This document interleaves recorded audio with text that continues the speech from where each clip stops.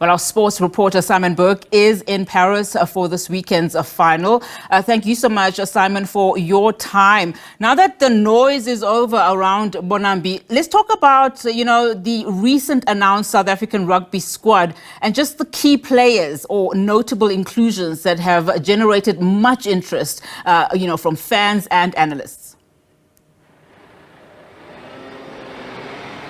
Well, Jacques Nienaber, his final squad of his tenure, and he's opted for full firepower of the Springboks. He's going with what he knows, he's going with what he's confident with, and with what's familiar. Andre Pollard and Faf de Klerk are two of his generals that he's used throughout his tenure. He wants them back for the big dance. It's just a shame that he's put Manie Libbok and Kobus Reinach into the stands, not even on the bench. These two players delivered us through quarterfinal and semi-final hell by 1 point. They contributed, they more than contributed, and for their efforts, they don't get a C in the final. Rather, Nienaber goes straight to the forwards, and he's stacked the bench, and he's made sure that they're going to pummel New Zealand into submission if they can, banking on the fact that it's going to be wet weather, that we're going to be kicking, that we're going to be fighting amongst the forwards up front, and he's got a fresh set to put on, a front five ready to go. So it's going to be a game of two halves, two games within the game, and that's how I think Jacques Nienaber wants to play this. That's what I think what he feels secure with. There's not really much of an X factor, if truth be told, but he said just that in a final, it's not about the high-flying maneuvers. It's going to be down to the wire. Although we've had two matches already go down to the wire, I'm not sure how much more Springbok supporters can take, but they've got New Zealand in the final, and the coach intends to go neck and neck with them and give no quarter. He thinks it's going to be a tight match. Panel New Zealand is exactly what the South African fans want. I can tell you that for free, Simon. But very quickly, let's talk about this decision now by the World Rugby not to charge Bongi Mbonambi over an alleged racial slur.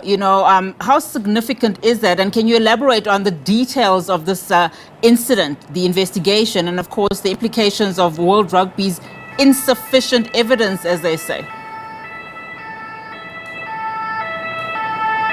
I'd love to elaborate, although World Rugby hasn't said much during this whole fiasco. Instead, they've rather watched it develop out of nothing, out of thin air, unsubstantiated, and it turns out it might have gone all the way back to a Twickenham test, so bearing no relation to what was happening on the field of play, merely a smokescreen, and a young Tom Curry causing a little bit of trouble while he raised quite a ruckus at the expense of Bongi Mbonambi, who was then made to feel like he'd done something wrong for the whole week. Again, World Rugby not commenting with that so much, and now just saying, well, they can't do anything further because they haven't got any evidence. Should new evidence show up, then they'll take it further. But right now, they don't want to. So Bongi Mbonambi clear to play in the final, just further underlining that World Rugby, they're not fans of the Springboks. The Springboks need to understand that they'll get nothing out of the World Rugby organization. But then again, neither will New Zealand. I don't think this is the final World Rugby we're banking on. It's the final we have, and I think it's the final that World Rugby, that the rugby world wants to see. Definitely hands down. The two powerhouses of the Southern Hemisphere going toe-to-toe. I can certainly tell you that the South African public, as well as some international members, were obviously very taken aback by this. But let's talk about this good news now. Etzebeth, Libbok and Nienaber nominated for Rugby World Cup is an exciting development. Can you share just more information about their nominations, the criteria for the selection, etc.? Well, it's great that they get nominated. Do they win? That's the key. And I think Etzebeth has made it clear that his hand has been up for a couple of years now for the World Player of the Year. Should he not get that, should it go elsewhere, possibly Ardie Savea, it would be a travesty of justice, because Etzebeth has been a rock, a mainstay in the Springbok pack, which has been one of the most fearsome entities in World Rugby. Manie Libbok, he gets Breakthrough of the Year. On the same day that's announced, he's not even on the bench for the World Cup final.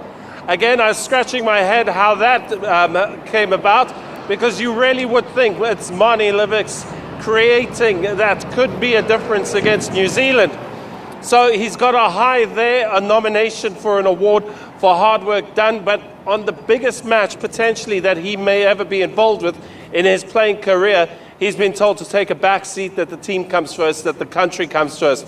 Obviously, Jacques Nienaber, the coach of the year, another well-deserved plaudit. He's been involved in World Cup winning sides, and he's got British and Irish Lions series under his belt, and potentially another World Cup, a back-to-back World Cups, and an unprecedented fourth.